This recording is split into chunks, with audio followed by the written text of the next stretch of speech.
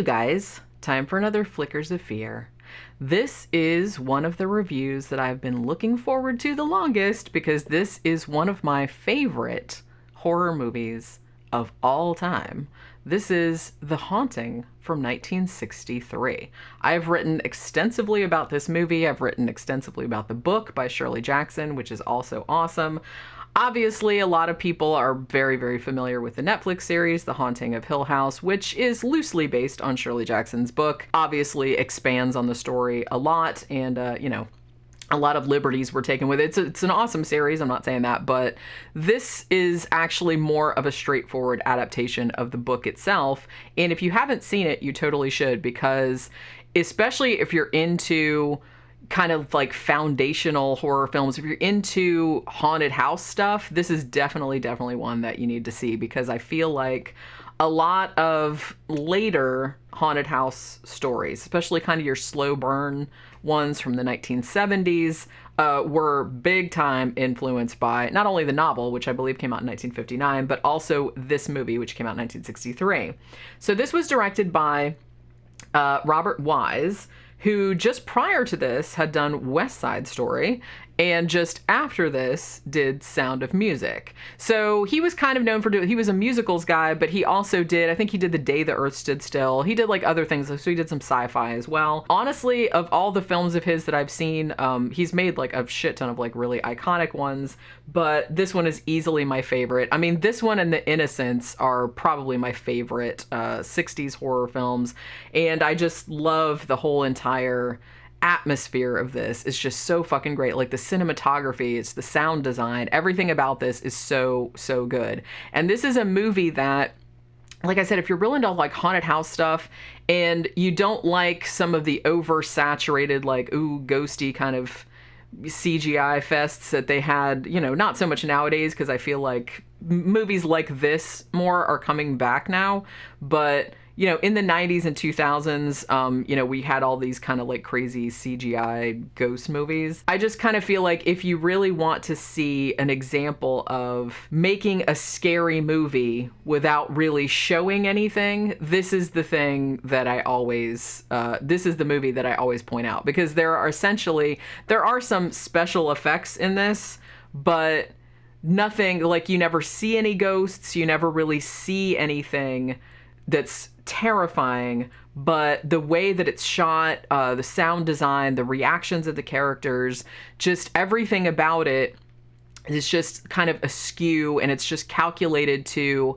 the whole movie is just permeated with kind of this sense of unease. Interestingly, too, Robert Wise insisted that this movie be shot in black and white, even though, yes, that doesn't seem weird to people nowadays. But 1963, I mean, most movies were in color then. There were a few that were still black and white, obviously, but he just said, I don't think this would look the same in color. It's like these types of movies really need to be in black and white.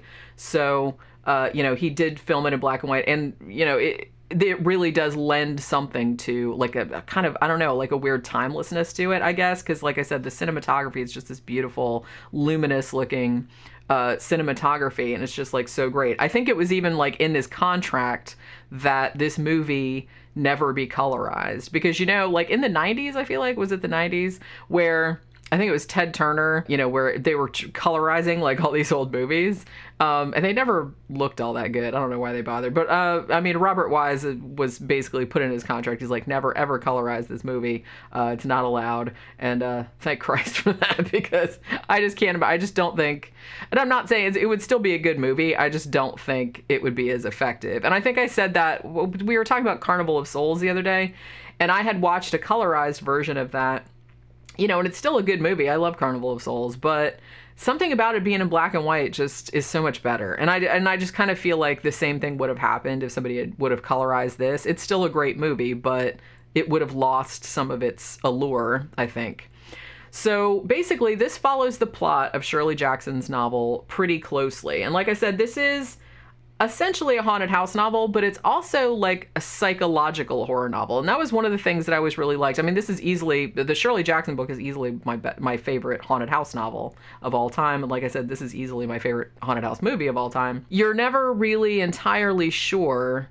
I mean, I'm not saying that it is a supernatural novel. I think even Shirley Jackson came out and said, yeah, Hill House is actually haunted, but you're not sure how much of the haunting is attributable to the main character of Eleanor, her psychological and emotional fragility. Is she seeing things that other people aren't seeing? Is the house maybe taking advantage of her because of this emotional fragility? Is she somehow manifesting the haunting? It's just like kind of all of these different things that I think it's like really cool. And I think it's really good that the movie kind of goes into a lot of that too. Like a lot of the stuff that was in the book where it's just kind of this ambiguous, you're not really sure how much of Eleanor's mental breakdown is sort of like mirrored by the house, whether she's making the house do it or whether the house is manipulating her. You're never really entirely sure, but that's one thing that I really like about the novel. And also I think they captured that like really, really well. So in case you guys don't know, like I said, it seems old hat nowadays, like this type of setup, but for the time it was like pretty,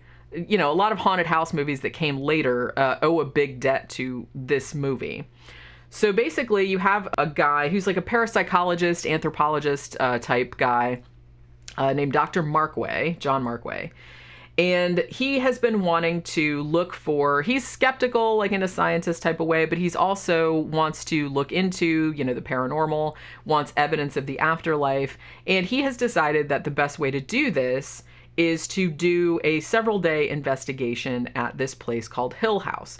Now, Hill House is this huge mansion that was built by a guy named Hugh Crane 90 years previously, and it's had a reputation for being a bad place, like ever since it was first built. So it's one of those ones, and I think he even uses this phrasing in the movie, that it was a place that was born bad, because even Hugh Crane has built this house like for his young wife, and before the wife even sees it, like they're coming up there in the carriage or whatever, and before she even sees it, like the carriage overturned and she is killed.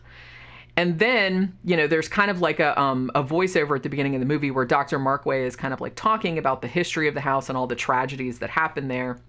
So after she dies, he ends up remarrying, I believe, and then like the second wife, like then they have a daughter. Then the daughter gets, like the second wife is also killed. I think she falls down the stairs. And then the daughter, Abigail, grows up and kind of inherits the house. And then she has this companion that stays with her into her old age, and that companion ends up hanging herself in the library, like above this spiral staircase, and that kind of becomes like a focal point for Eleanor's character, because the character of the companion and the character of Eleanor are supposed to be like mirror images of one another. They go into that a little bit in the movie. I think that's more of a thing in the book. Sometimes I get the two confused because I've read the book so many times and I've seen the movie so many times that a lot of times, and they're so similar that like a lot of times they overlap. I do think they bring up the thing about the companion, especially there's one scene like in a greenhouse where there's this statue of like all these people, and they're saying, oh, it's maybe this figure here, this statue here is the companion, and oh, that looks like you, Eleanor. So they are like making a parallel between her and the companion who hanged herself. So Dr. Markway has decided to do an investigation in Hill House because of its reputation, the most haunted house in America, whatever. So to do that, he thinks that the best thing to do, when he kind of combs through the annals of, all these psychic societies and things like that, like looking for people who have had either some kind of like psychic powers, quote unquote, or have had some kind of paranormal experiences happen to them. And he thinks that it would be a good idea to bring these people to Hill House to help with the investigation, because he thinks maybe it will like spur something into happening that he can then go on and, say definitively, yes, this house is haunted, whatever. He's trying to essentially prove the paranormal is what he's trying to do. So he gets permission from the woman who owns the house, this woman named Mrs. Sanderson. She's elderly. And so she is kind of like, yeah, I'm going to die. She doesn't live there. Nobody lives there. But she's like, okay, well, you can do your investigation, but you have to take my nephew along because, I'm going to die soon and he's the next in line. He's going to inherit the house. And, so take him with you as kind of like insurance or something like that. So Dr. Markway is going to take the nephew, whose name is Luke, And he's played by Russ Tamblyn, who was also in West Side Story, if you didn't know, like right before this was made. So he's going to go along as well to kind of check out what he's going to inherit, like after his aunt dies. Now, even though Dr. Markway approaches like quite a long list of people that he thinks would be good for this experiment, one by one they all drop out except for 2 women. One of these women is Eleanor Lance. In the movie, she's named Eleanor Lance. In the book, she's Eleanor Vance. I'm not really sure why they changed that, but whatever. She's played by Julie Harris. And the other one is just a woman named Theodora, who's played by Claire Bloom. Now, Theodora is actually a psychic, and she is supposedly, they kind of go into this, Dr. Markway, when he introduces her to the other guests, she's basically like, she did those Zener cards or whatever. She got like 19 out of 20. So she can basically like read minds essentially. So she's like a psychic. Eleanor is called there, or is, sent a letter and responds to it because when she was a child, she essentially had like a poltergeist incident, like stones fell on her house. And even though she kind of denies that it happened, it's still in the record somewhere. And, so Dr. Markway found out about it. Now, like I said, he had contacted a lot of different people, but these 2 were the only ones to actually show up. Now, the character of Eleanor, who is essentially, she's called Nell through most of the movie. That's like her nickname. She's kind of like a really interesting character. She's kind of like a neurotic character. She's very sheltered.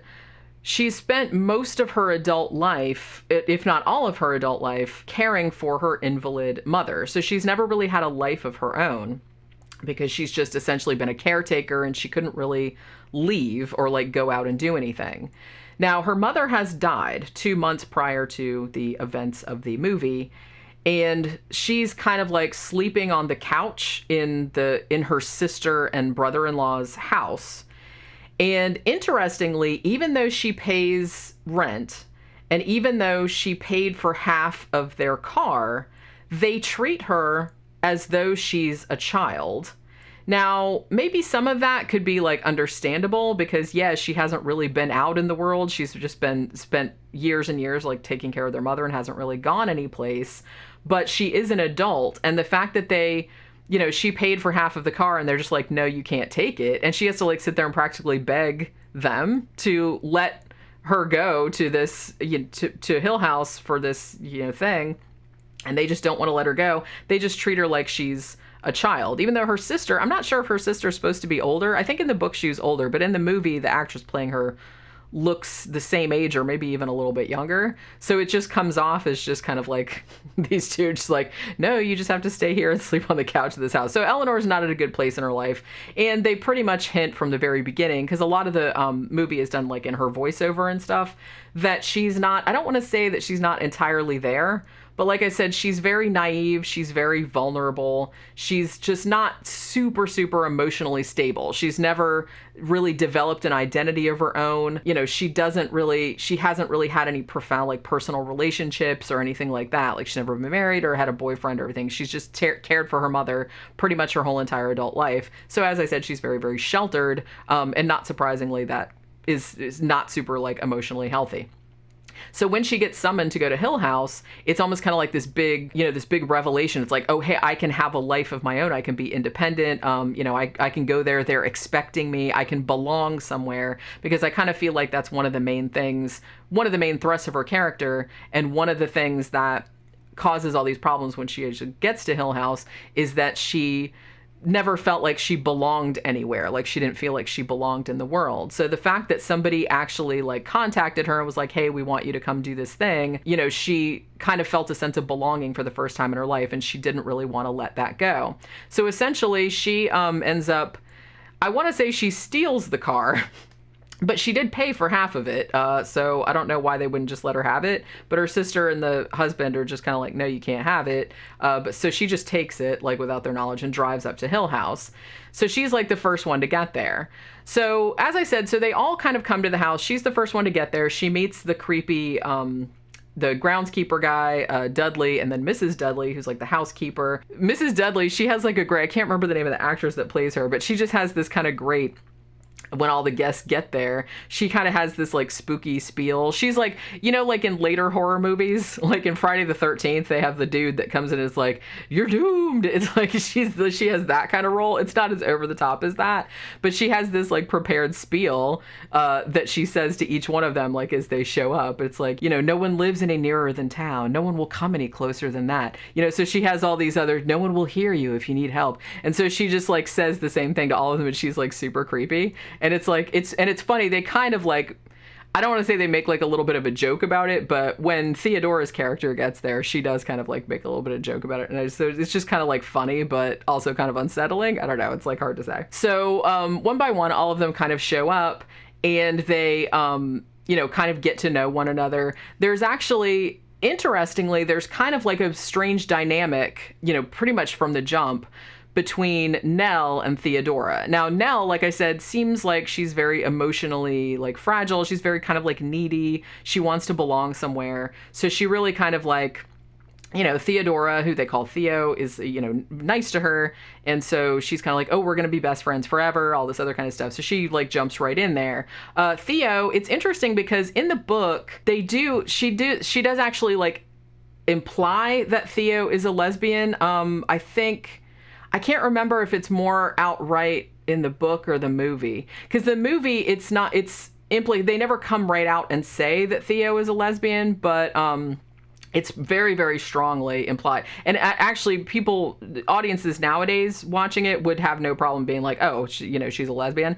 But I don't know, like, you know, because of censorship and stuff like that, like in the 60s, maybe you had to be a little bit more subtle about it. Like I said, now it'd just be super obvious. But yeah, so I don't know. It might have been a little bit clearer in the book, but I can't really remember what it was. But so Theo almost kind of has, at first, like, seems to have a little bit of a romantic interest in Nell. Nell doesn't really seem to pick up on it because, like I said, she's very naive.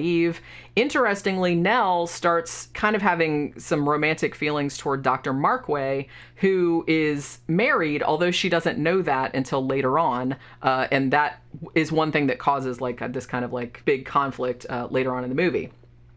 So all four of them gather there. Dr. Markway kind of tells them about the history of the house and what he's hoping to achieve. And then they all kind of like go to bed. Now, the great thing about this movie, and like I said, it's, you know, I can spoil it obviously because it's very old. Like a lot of people know the story of this. Like I said, the Netflix series is a lot different than the book and a lot different than this, but it does have like a lot of the same touchstones and stuff. I just think this is one of those movies, especially if you're into older horror, like I said, foundational type horror movies, haunted house movies. This is definitely one you need to see because this is really like an idealized portrait of less is more. You know what I mean? This really illustrates that principle so well, because you never see a ghost in this. You never see anything. Mostly what you hear a lot of things. Like I said, the sound design in this is really, really great because it's just like this creepy, like the first thing that happens, like the first night that they're there, Nell and Theo are in adjoining rooms and they start hearing this like almighty fucking thundering noise. I think Theo compares it to like somebody just knocked on the door with a cannonball or something like that. It's like really loud, like booming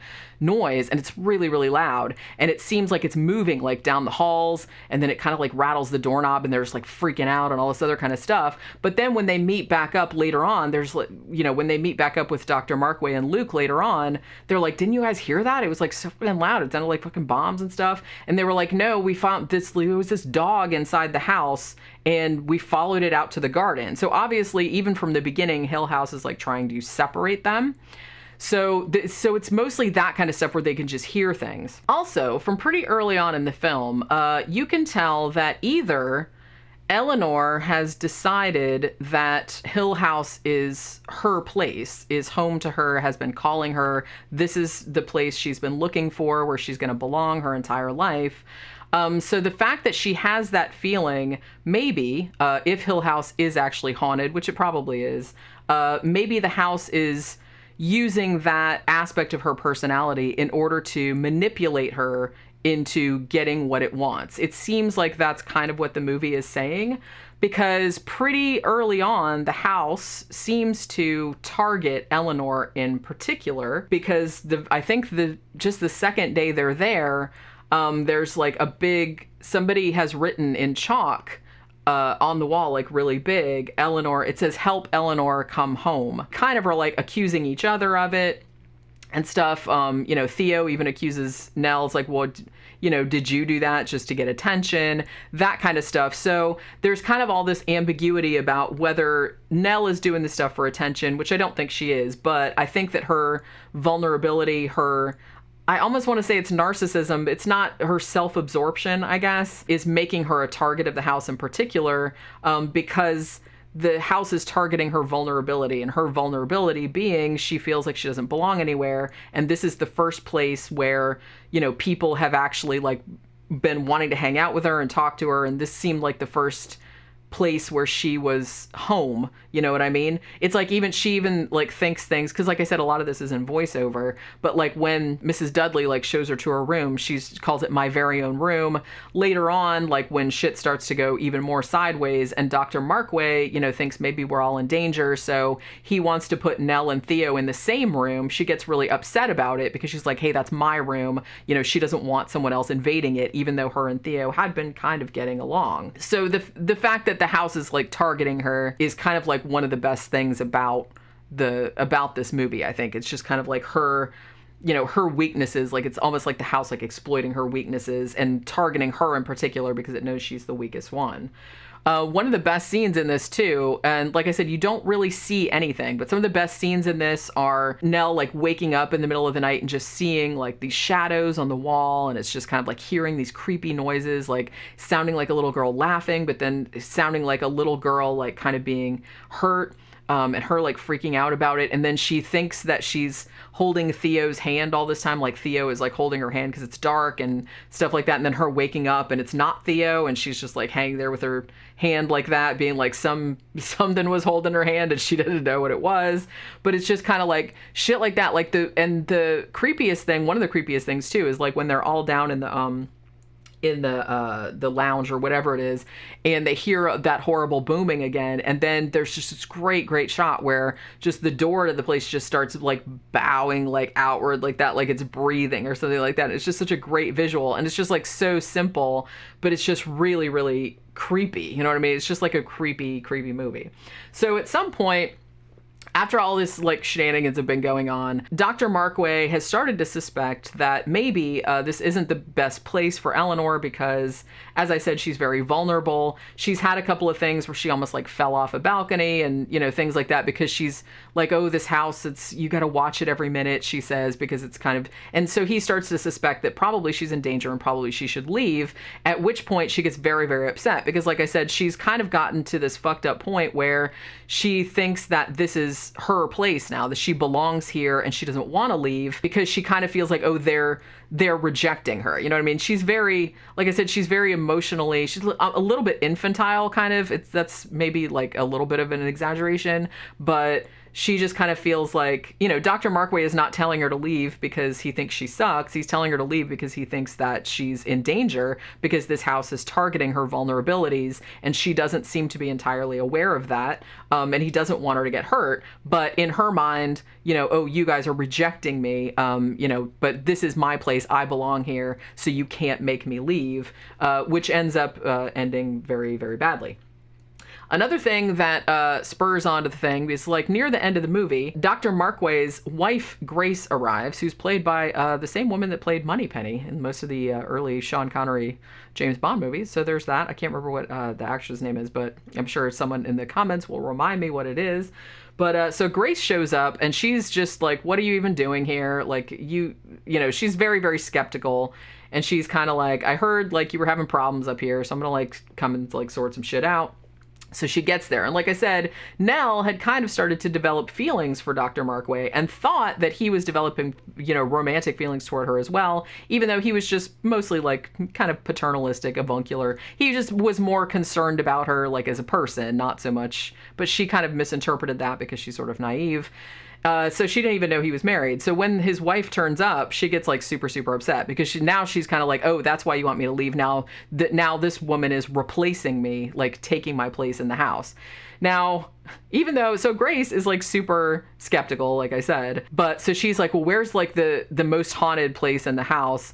And Eleanor, being an asshole, because she's like jealous, tells her, oh, it's the nursery. Like the nursery is, they haven't even been in there because like the feeling around, the vibe around it, it's like all covered with like cold spots and stuff. And it's just kind of like everybody, like I said, you know, Theo and Nell, who both have kind of like a psychic feel to them, you know, they can feel things. They're just kind of like, yeah, we're not going in there, because that's like, I think they call it like the evil heart of the house or whatever. So Nell like pipes up and is like, oh, you should totally sleep in the nursery. Yeah, that's, and you know, Dr. Markway is like, no, just like, what the fuck are you even talking about? But Grace, of course, picks right up on it. Oh, well, if this house is haunted, I guess I'll figure it out. I'm gonna go in the nursery and sleep all by myself, and promptly disappears.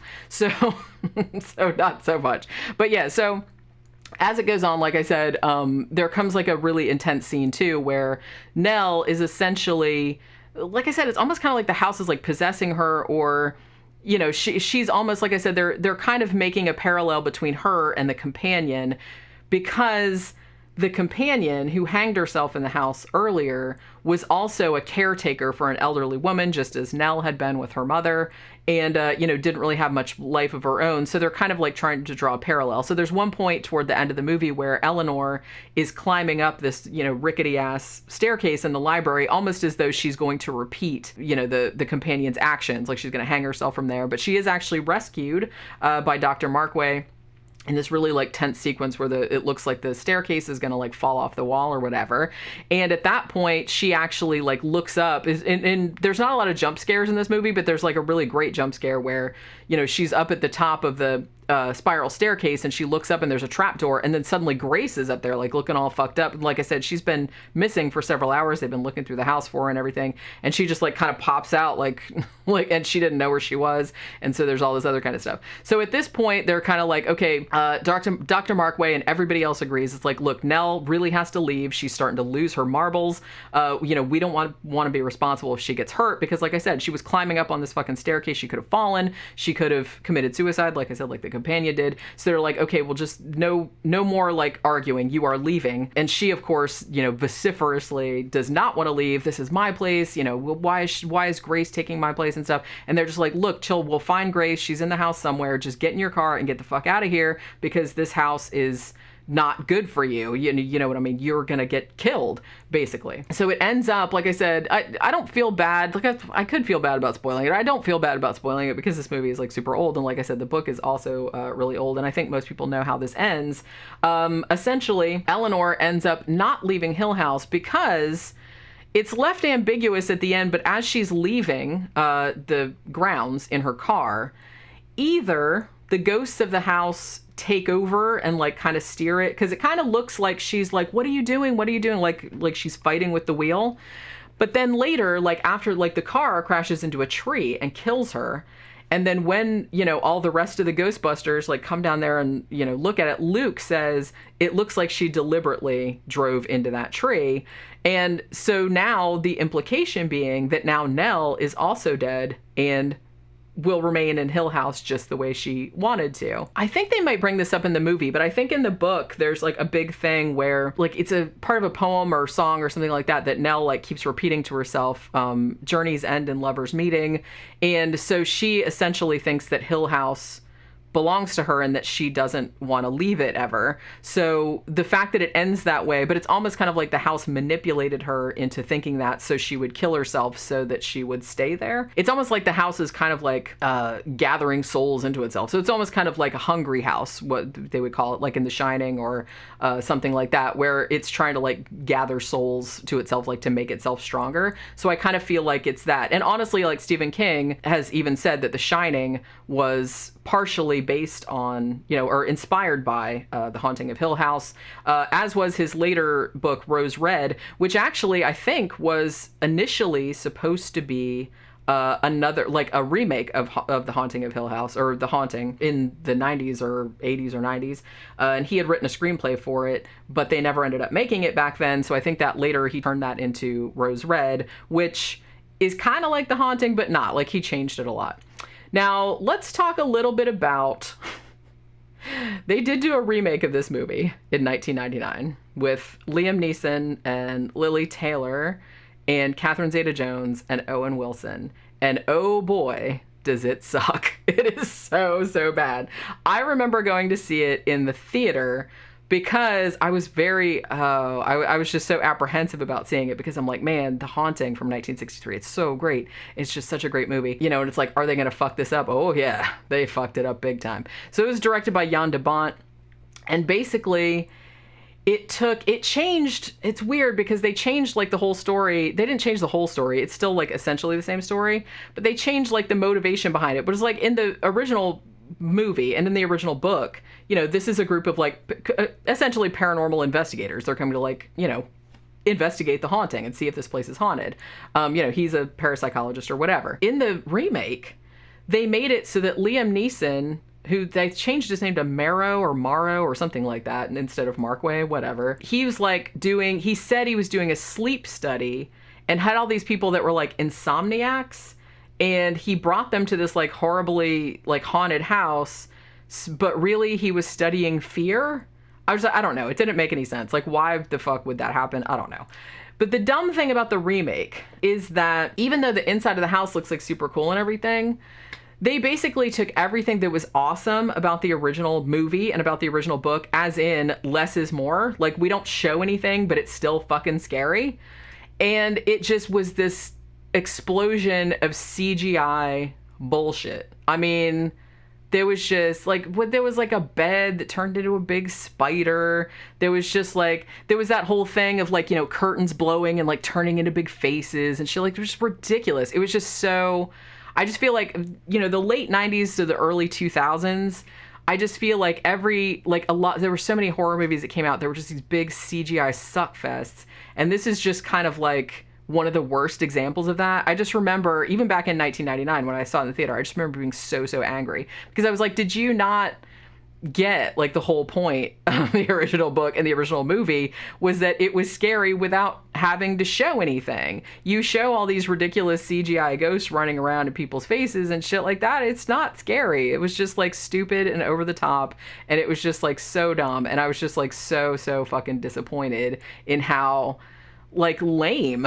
that movie was, and how it just took everything that was awesome about the original, just like did a big fucking diarrhea shit all over it, and it just made me so I can't remember seeing a movie in the theater that made me as mad as that, except maybe the Rob Zombie Halloween remake, but that's a whole other video. But yeah, so honestly, the 99 remake is just, it's so bad, and it's like I would not recommend it. It's like, despite like there being good action, like I love Lily Taylor, and I've liked most of movies. I'm not a big fan of Owen Wilson, but the other two actors fine. So they had a good cast, and like I said, the production design and stuff was nice, but it was just pointless. It was just like a pointless, stupid CGI wank fest, and I just like couldn't stand it, and I hated it. And I even watched it again later just to make sure that I was like, well, maybe I was just a little bit too hard on it, but nope, I liked it even less the second time. So, but yeah, so definitely if you're into horror movies at all and you want to see one of the foundational horror movies from the 1960s, particularly as concerned with, haunted house type stories. And like I said, a lot of the tropes that came from the haunted house stories, that were in the haunted house stories like later, like particularly in the 70s, because I feel like this was super influential. I also saw a video too where I hadn't actually realized this, but they pointed out, they're like, a lot of the camera work in this, like a lot of the weird skewed angles and a lot of the weird, like kind of weird, strange close-ups, and the way they use these super wide angle lenses so like the outsides are all distorted and stuff like that, just to kind of give you this whole sense of unease. They said that's very, like, Sam Raimi obviously was really into this movie, because you can see that he was, that a lot of his camera work was kind of like influenced by a lot of the camera work in this movie. And I hadn't really realized that until I was thinking about it. And then I was like, oh yeah, I guess so. Because like I said, this not, obviously, in The Haunting from 1963, it's not like these big wacky woo kind of shit like that, but you can definitely see where Sam Raimi probably got the idea for some of these kind of skewed, there's even a couple shots in there too, like where, like in Evil Dead, for example, like where they show like shots of like the cabin and then like you can hear these banging sounds, and that's kind of taken pretty much exactly from this movie, because that's kind of what, like I said, they don't really show anything. This is mostly like sound design and camera work, and just cinematography that kind of makes you, it just kind of fucks with your imagination. And that's like the best kind of horror movie to me. And that's why this is still easily one of my favorite horror movies of all time, if not my favorite horror movie of all time. I can just watch it over and over and over again. I love the novel as well. And I was so excited. I've been wanting to do this for a really long time, but I don't own it. And then Shudder added it just probably like a week or two ago. And I was like so jazzed. And I was like, oh my God, that's the next one I'm going to do because I love this movie and I've loved this movie for such a long time. So definitely if you have Shudder, you know, you really need to watch this. This is one of those must-see horror movies. It's right up there with like Psycho and The Exorcist and all that. It's like all that kind of stuff. The Innocents. This is one you really need to see if you're like any kind of serious horror fan, because it's just a beautiful movie and just a wonderful, it's just the ideal like haunted house movie with, we're not showing anything, but it's still like scary as shit. It's like really, really creepy. And it's just the psychological element and her character. And it's just like the interplay between all the characters. It's just so fantastic. So yeah. And especially if you've watched the Netflix series and you want to see a movie adaptation that's actually much closer to the novel. Although, like I said, I'm not shitting on the Netflix series because I really loved that. But it differs a lot from the source material. So if you want to actually see like a pretty faithful adaptation, then definitely check this out. Like I said, it's on Shudder, and I'm sure you can probably get it other places too, but Shudder just added it, so that's why I'm doing it right now. But yeah, so that will do it for this Flickers of Fear, and I will see you guys on the next one. Bye.